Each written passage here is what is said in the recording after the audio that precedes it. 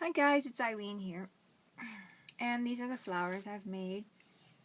Some of you want to see a video. Excuse me, I'm gonna drink my coffee. Of me assembling these together. I don't think they're really that great, but I think Secrets are awesome. I love the way she folds them, and Gina's are holy. But I cut them out with my big Hicks, and these are the pieces that come with this die set. Whoops, and I dropped some. There's something. No, wait.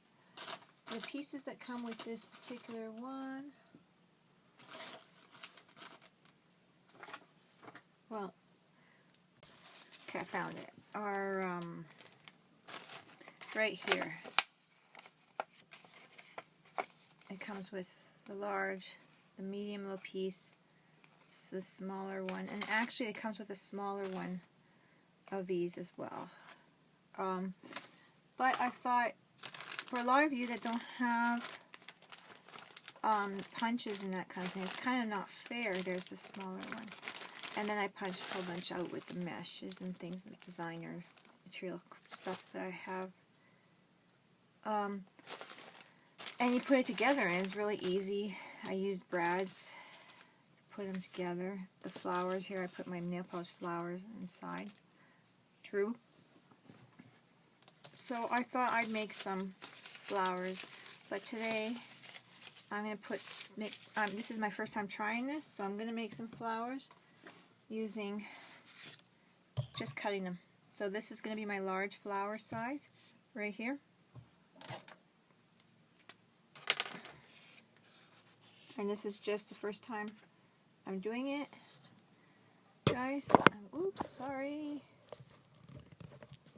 Beat you up with my camera there. So if it doesn't work, it doesn't work, but you guys can kind of play with it. So I would do my next size up, I'm thinking, this 4 ounce, no, yeah, paint bottle. My brain's not working, it's too early. And then a small 2 ounce paint bottle for the very center.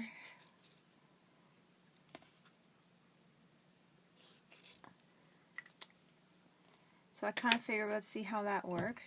I don't know if it's going to work or not. And I know, like I said, a lot of people they love the flowers, but they can't make them because they don't have the punches. So I'm not sure if these scissors will cut through this many papers. Oh, they will. So I'm going to use shaped, whatever these called, scissors, scalp scissors or whatever. This may be a huge mess. I don't know what I'm making, or I'm doing. So here's that one, just to make it a little bit of an edge. So similar like what we have with the punch outs. And then people are saying they were kind of hard to cut out flowers, and I can imagine it being very tedious with all the petals.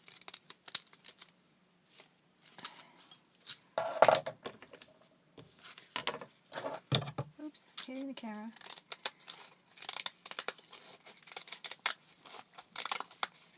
So I'm just going to try this and see if it works.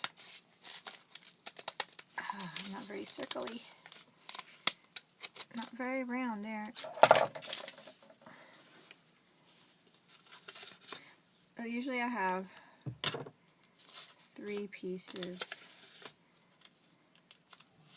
Now if you have any mesh or anything, you can cut out the pieces. What I did was I put them in between, sometimes one in between each one, or 2. If you have floral mesh or anything like that. So I usually put a couple of these and a few of these, a few of the next size up. That's what I do on these ones anyways. So I would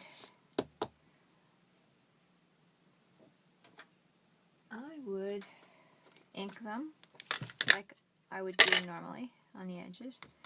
And this paper, the book paper, is very thin, so it's hard to pick up an ink like this. So I'm just going to rub it on the non-sticky surface kind of a thing and go around.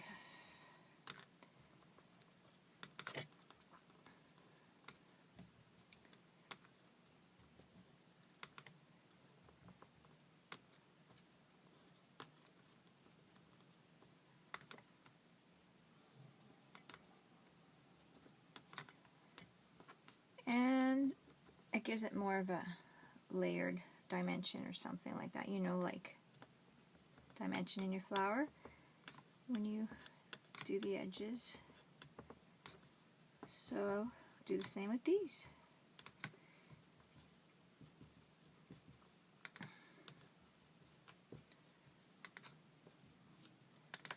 So I'm just going to go around and do them all, even the little ones.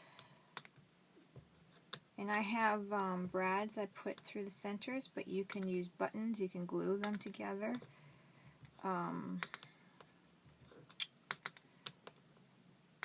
Anything, you can like put some gel glue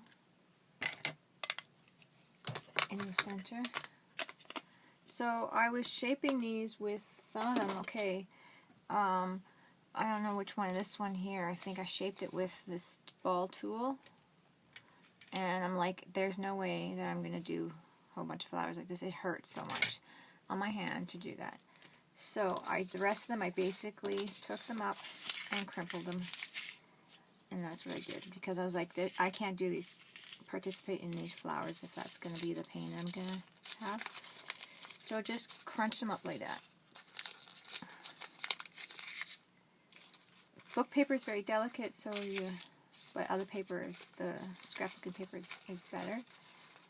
So I would definitely do that. Now I'm going to do that with the next size up. Really crunch it up, and that looks nice. And I'm going to do it with the smallest size. So that's the next size. So now what I'm going to do is I'm going to tear this part away. So how many petals do we have in some of these flowers here? Usually flowers have, what, 5?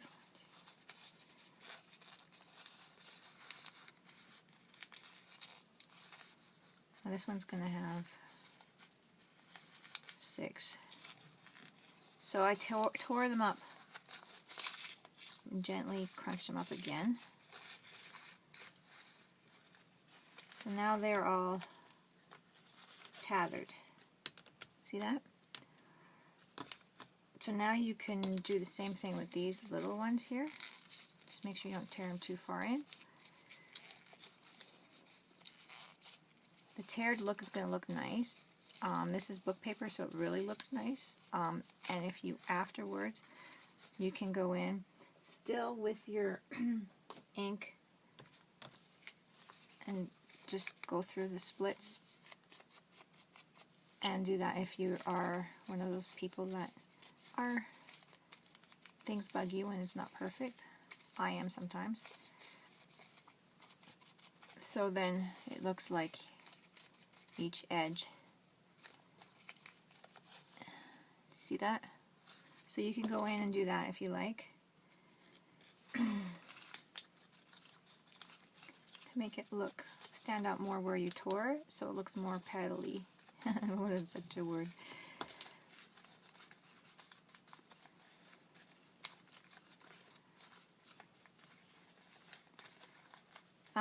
Some papers are going to crease better and stuff like that.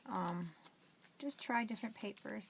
Like I said, you gotta be more gentle with book paper, but book paper looks so pretty.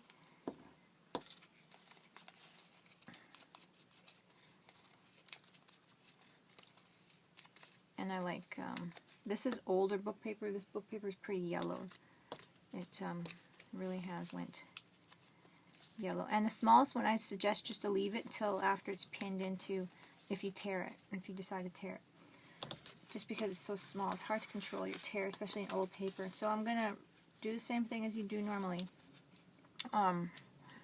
I tore here, so then I'm going to put the other leaf above it, just like you kind of move your leaves over so then they're not like right on top of each other. I do it again, and just keep trying to do it again. I know your tears are not going to be perfect, lined up with, but that doesn't matter. And if you put layers of something else in between, it's going to look really sharp as well. So if I put tulle, this is my pad that I work on. So I have my arm there. So this is it. I'm going to pierce a hole through. Now for the center, just rough it up. Because if it tears, then it'll tear kind of tattered. But you don't really want to mess with too much tearing of the center because it's so small. So I'm just tethering the ends, and that looks really cute. And you could do that to the whole thing. Now I'm going to grab my black brad. This will work if you glue them as well, but I'm going to put one of these little black brads in there.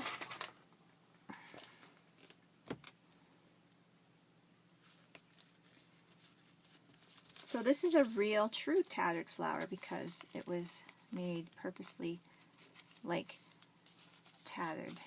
Isn't that cute? Now if you had layers in there too of